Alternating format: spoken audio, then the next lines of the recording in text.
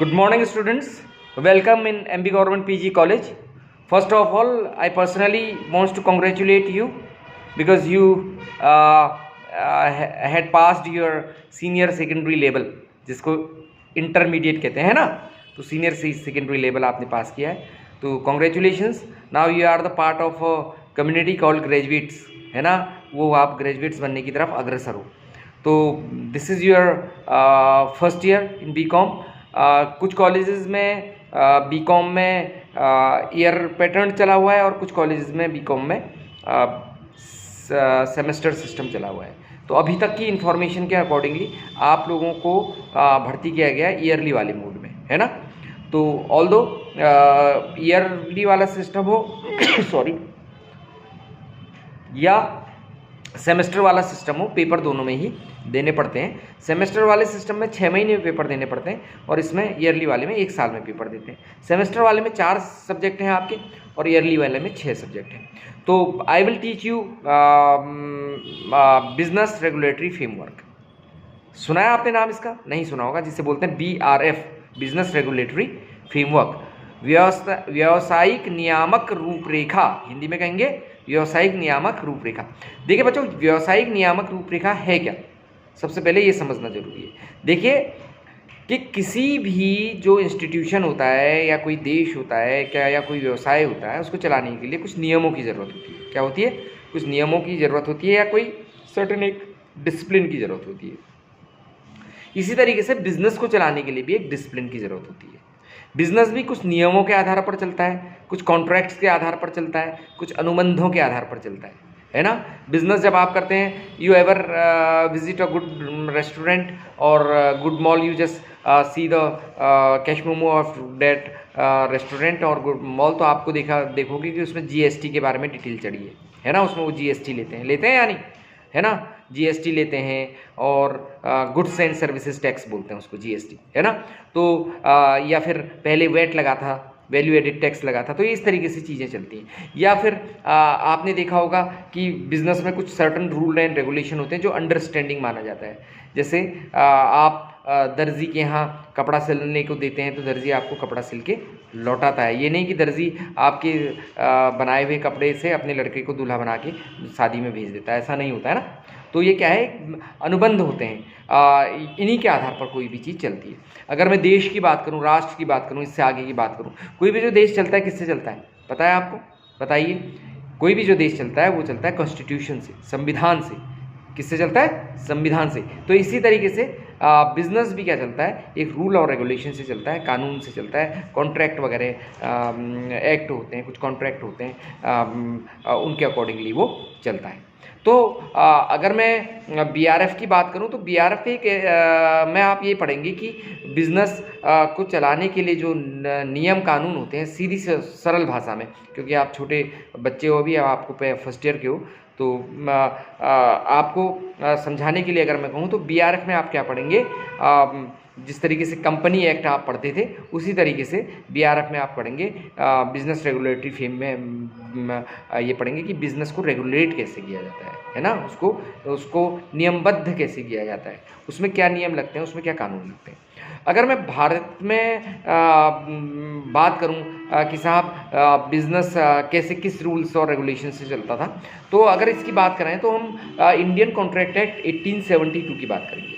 Indian contract act 1872 एक बहुत important act है. इस एक्ट के अकॉर्डिंगली काफ़ी चीज़ें आज भी हमारे देश में चलती हैं. भारतीय अनुबंध अधिनियम 1872, इसमें समय समय पर इसमें संशोधन हुए हैं, इसमें कई चीज़ें जोड़ी गई हैं. और 1930 में 1932 में इसमें संशोधन हुए. उसके आज़ादी के बाद भी इसमें कई संशोधन हुए, तो उसके अकॉर्डिंगली बिजनेस चलता है. तो भारतीय अनुबंध अधिनियम 1872 बहुत इंपॉर्टेंट है, जिसके लिखिए आप, इसको आप इंग्लिश में लिखेंगे इंडियन कॉन्ट्रैक्ट एक्ट 1872. तो इंडियन कॉन्ट्रैक्ट एक्ट 1872 में सबसे पहले ये बताया गया कि what is the meaning of contract. देखिए, सबसे पहले इंडियन कॉन्ट्रैक्ट एक्ट में ये बताया गया कि कॉन्ट्रैक्ट एक्ट पढ़ रहे हैं हम, इंडियन कॉन्ट्रैक्ट एक्ट के बारे में बात कर रहे हैं, तो सबसे पहले आपको पता होना चाहिए कि एक अनुबंध क्या है, एक कॉन्ट्रैक्ट क्या है ना. इंडियन कॉन्ट्रैक्ट एक्ट अगर आप पढ़ रहे हैं तो एक अनुबंध क्या है. देखिए अनुबंध की बात अगर मैं बात करूं तो कॉन्ट्रैक्ट की बात अगर मैं कहूं, इसको एक लाइन में समझाऊं तो अनुबंध वो है जो राजनियम द्वारा लागू किया जाता है, जो राजनियम द्वारा लागू किया जाता है। अब आप कहेंगे कि सर ये राजनियम द्वारा लागू किया जाता है, इसका मतलब क्या है?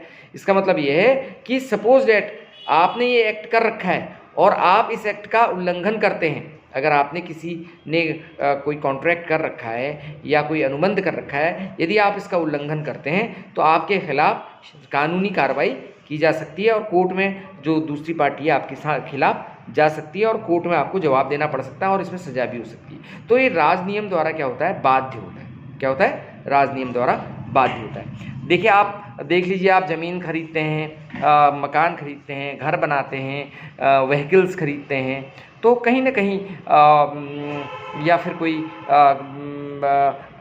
पार्टनरशिप एक्ट के अकॉर्डिंगली पार्टनरशिप करते हैं, तो इसमें कहीं ना कहीं कॉन्ट्रैक्ट का पोर्शन ज़रूर होता है। तो कॉन्ट्रैक्ट के बारे में अगर बात कहें तो अगर आपसे कोई कहे कि what is the meaning of contract, yes, contract is a thing that is क्या है, जिसमें क्या होता है? राजनियम के द्वारा जो बाध्य होता है। अगर आप इसकी अवहेलना करें तो आपको सज़ा हो सकती है। तो अगर मैं इसमें कुछ बात का ये भी कुछ विद्वान ये भी कहते हैं कि an agreement is a thing that is enforceable by law.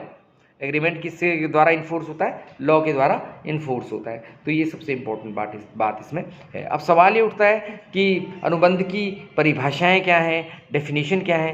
तो अनुबंध की बहुत सारी परिभाषाएं हैं। कुछ राइटर्स के द्वारा इसकी परिभाषाएं दी गई हैं और कुछ न्यायाधीशों के द्वारा इसकी परिभाषाएं दी हैं। जब आप अनुबंध अधिनियम पढ़ोगे तो इसमें एक चीज़ आप बार बार इंग्लैंड का जिक्र बार बार पढ़ोगे, क्योंकि जो इंग्लैंड का अनुबंध अधिनियम है उससे ही हमारा अनुबंध अधिनियम भी डिपिक्ट किया गया है या उससे लिया गया, क्योंकि हमारा देश अंग्रेजों का गुलाम था और ज़्यादातर जो कानून थे अंग्रेजों ने बनाए थे।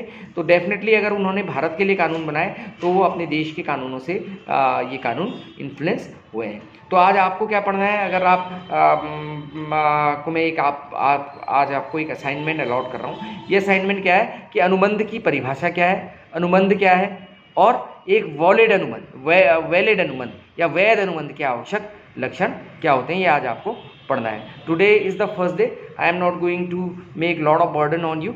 आप बहुत सारी इसमें किताबें हैं। अगर आप साहित्य भवन पब्लिकेशन की किताब लें तो इसमें जीके वासने साहब की एक किताब है, बिजनेस रेगुलेटरी फ्रेमवर्क, साहित्य भवन पब्लिकेशन में आप ये किताब ले सकते हैं। इसके अलावा हिंदी वाले भी साहित्य भवन किताब है, इसमें एक शुक्ल और सहाय की किताब कहते हैं इसको, साहित्य भवन में डॉक्टर SM शुक्ल और SP सहाय की किताब भी है, इसमें ये भी आप ले सकते हैं। इसके अलावा बहुत सारी बुक्स मार्केट में है, आप कोई भी बुक ले सकते हैं। और ये साहित्य भवन की किताबें भी अच्छी किताबें हैं, लेकिन इसके अलावा S चार्ट पब्लिकेशन की किताबें हैं और सेज पब्लिकेशन की किताबें तो इसमें नहीं आती हैं। S चार्ट पब्लिकेशन की किताबें इसमें आपको मिल जाएंगी।